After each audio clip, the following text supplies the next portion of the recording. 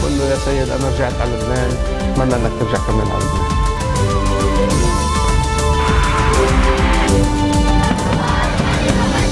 قرار صادر من مجلس الجامعة تسمية حزب الله الإرهابي.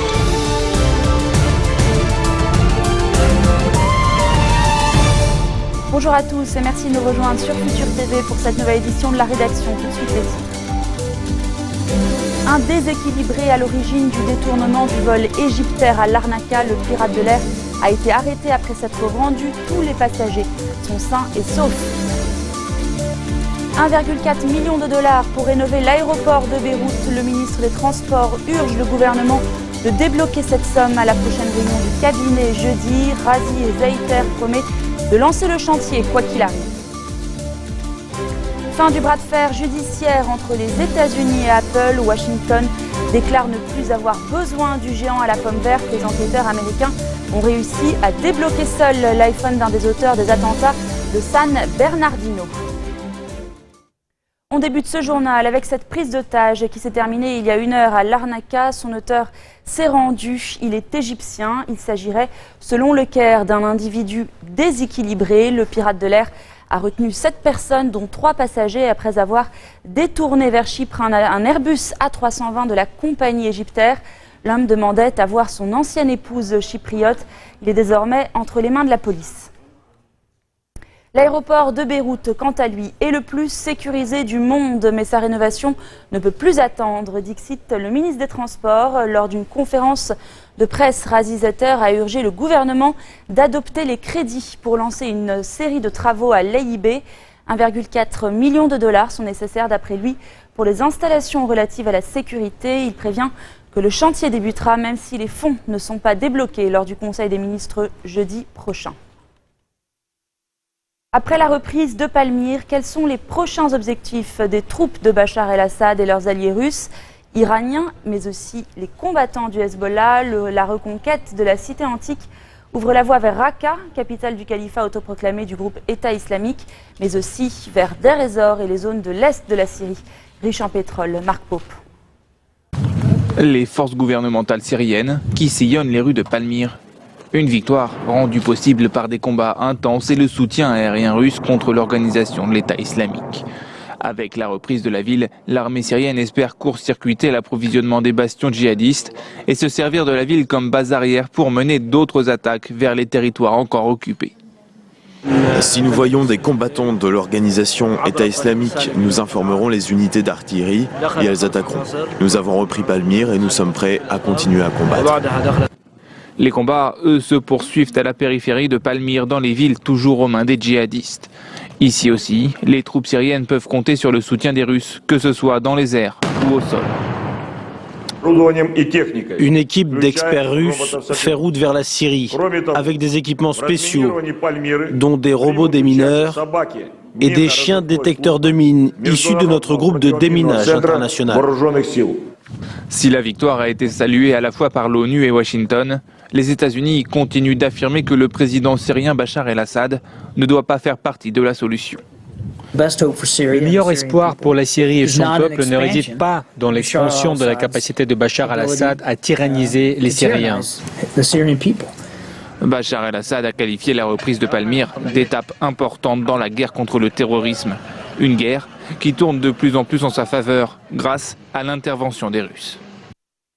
La fibre optique pour tous les utilisateurs libanais d'ici 2020. Un premier pas vers une couverture optimale du territoire a été franchi ce matin. C'est en compagnie d'Abdoul Mounem Youssef, le directeur d'Ogero, que Boutros Hareb a inauguré une nouvelle installation à Kfar Abida dans le nord. Le ministère des Télécoms se donne 5 ans pour développer ce secteur. Un chantier estimé à 750 millions de dollars. Nouvelle mobilisation des journaliers d'électricité du Liban qui ont bloqué ce matin l'entrée du siège à Marem Khayel. Ils réclament leur titularisation au sein de l'établissement public. Les commerces et les écoles sont restés fermés dans le camp palestinien de Ain el-Heloué de crainte d'une reprise des violences. La nuit a été particulièrement mouvementée après la mort d'un partisan du Fatah abattu par un membre du groupe armé Bilal Bader. Les détails avec Serge Berberi. Ce matin, l'activité peine à reprendre dans les rues de Ain el-Helwé où les forces mixtes de sécurité locales patrouillent en permanence. Les impacts de balles sur la façade de cet immeuble témoignent de la violence des affrontements. La nuit a été particulièrement mouvementée. Les rafales de tirs d'armes automatiques et de mortiers ont résonné pendant plusieurs heures dans les quartiers du camp palestinien. Plusieurs commerces ainsi que les écoles sont restés fermés de crainte d'une reprise des hostilités. Des hostilités alimentées par la mort de Abed Kablaoui, ce partisan du mouvement Fatah abattu hier par Omar Tanour, un membre du groupe armé Bilal Bader. En représailles, le frère de l'assaillant a été liquidé. Selon cet homme, le général Mounir Makda, commandant du mouvement de libération de la Palestine au Liban, il s'agirait d'un incident isolé et toutes les personnes impliquées dans les violences seront arrêtées. Depuis plus d'un demi-siècle et en vertu d'un accord, l'armée libanaise n'entre pas dans le camp où la sécurité est à la charge des organisations palestiniennes. Une zone de non-droit où résident plus de 54 000 personnes et où règne le chômage, la misère et le radicalisme. Les besoins dramatiques poussent de très nombreux jeunes à rejoindre les mouvements islamistes. Un incendie spectaculaire se déclare dans l'émirat d'Ajman. On se retrouve dans quelques instants.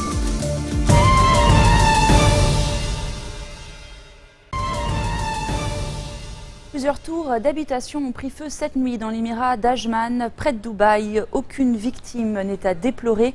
Une femme enceinte a toutefois été hospitalisée. L'incendie s'est déclaré dans le complexe Ajman One de l'émirat.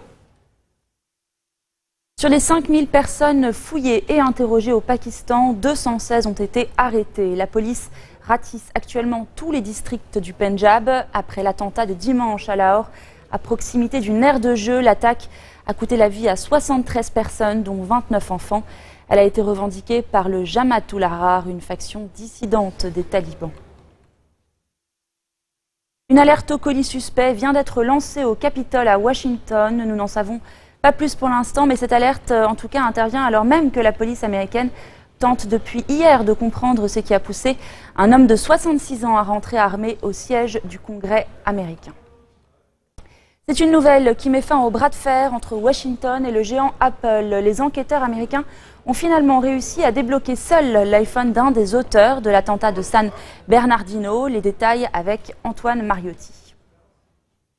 C'est l'attaque la plus meurtrière sur le sol américain depuis le 11 septembre. Le 2 décembre dernier, 2 tueurs abattent 14 personnes et en blessent 22 autres à San Bernardino, en Californie. Les enquêteurs réclamaient depuis à Apple de décrypter l'iPhone des terroristes pour accéder à ces données. Le début d'un vif débat entre sécurité nationale et protection de la vie privée. Face au refus du géant à la pomme qui craint un dangereux précédent, le gouvernement américain a traîné Apple en justice avant de trouver lui-même la solution ces derniers jours. Le FBI a en effet finalement réussi à hacker le téléphone grâce à l'aide d'une troisième partie. Cette annonce signifie la fin de la bataille judiciaire pour Apple. C'est terminé pour eux maintenant. Mais la question plus globale n'est, elle, pas terminée. Le gouvernement et la justice vont toujours vouloir avoir accès au téléphone. Les fabricants vont, eux, tenter de contre-attaquer. Cette question sera encore soulevée devant les tribunaux. Si vous avez un iPhone, cela pose la question de leur sécurité. Les experts s'accordent en revanche pour dire que les versions plus récentes, les iPhone 6 et 6S, sont beaucoup plus sécurisées que les iPhone 5. La bataille juridique et technologique ne fait probablement que commencer. À l'occasion des fêtes de Pâques, les Vénézuéliens ont brûlé des effigies de ceux qu'ils estiment être les Judas de l'année, une tradition qui a été célébrée dans plusieurs endroits de Caracas. Et les Judas sont très différents. Certains ont brûlé les effigies du président de l'Assemblée, d'autres celles du président Nicolas Maduro, accusé de pousser le pays à la catastrophe en tardant à adopter des réformes. Marc Pope. C'est une fête de Pâques ternie par la situation économique du pays. Le Venezuela, durement touché par la chute des prix du pétrole, est plongé depuis plusieurs mois dans une grave récession. Alors, pour personnifier Judas, le disciple qui a trahi Jésus lors de leur traditionnel défilé de Pâques, les Vénézuéliens ont choisi le visage de Nicolás Maduro. Le président est accusé d'avoir trahi le pays. Pour moi, la première chose à brûler, c'est Maduro, le président vénézuélien, et son entourage aussi, car ils ont mené le pays à cet état de destruction. Nous sommes ravis, car nous pouvons d'une certaine façon exprimer notre dégoût. Et on espère que nos dirigeants le verront. C'est un message à leur attention. Au Venezuela, le mécontentement ne cesse de s'amplifier ces derniers mois. Les habitants doivent faire face à une forte inflation.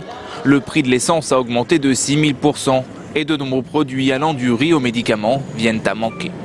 Selon un récent sondage, 2 habitants sur 3 se disent pour la fin anticipée du mandat du président vénézuélien. Une contestation qui vient renforcer l'influence de l'opposition.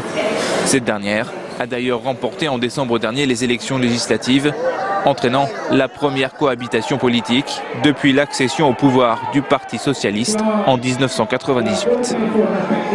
Si vous aimez vous faire peur, cette expérience est peut-être pour vous. Passer la nuit au milieu des requins, c'est la récompense que propose Airbnb aux 2 gagnants d'un concours imaginé par la plateforme communautaire de location. À la clé donc, une nuit complète dans un des bassins de l'Aquarium de Paris, en compagnie de 35 squales.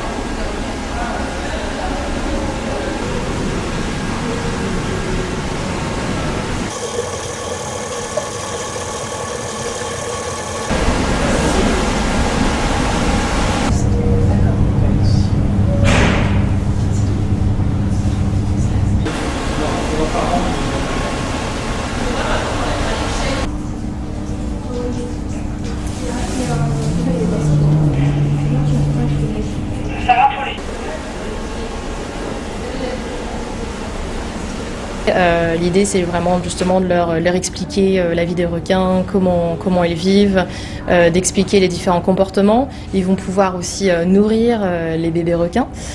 Ensuite, ils vont pouvoir avoir un dîner et enfin, ils vont pouvoir se mettre dans leur structure qui est juste là et pouvoir regarder les 35 requins, ces 6 espèces différentes. Voilà, c'est la fin de cette édition. Tout de suite, le rappel des titres qui ont marqué l'actualité de cette journée. Un déséquilibré à l'origine du détournement du vol égyptaire à Larnaca, le pirate de l'air a été arrêté après s'être rendu. Tous les passagers sont sains et saufs. 1,4 million de dollars pour rénover l'aéroport de Beyrouth. Le ministre des Transports urge le gouvernement de débloquer ses fonds. À la prochaine réunion du cabinet jeudi, Razi Zeiter promet de lancer le chantier quoi qu'il arrive. Fin du bras de fer judiciaire entre les États-Unis et Apple. Washington déclare qu'il n'a plus besoin du géant à la pomme verte. Les enquêteurs américains ont réussi à débloquer seul l'iPhone d'un des auteurs des attentats de San Bernardino. Merci de nous avoir suivis. Très bonne suite de programme sur notre antenne.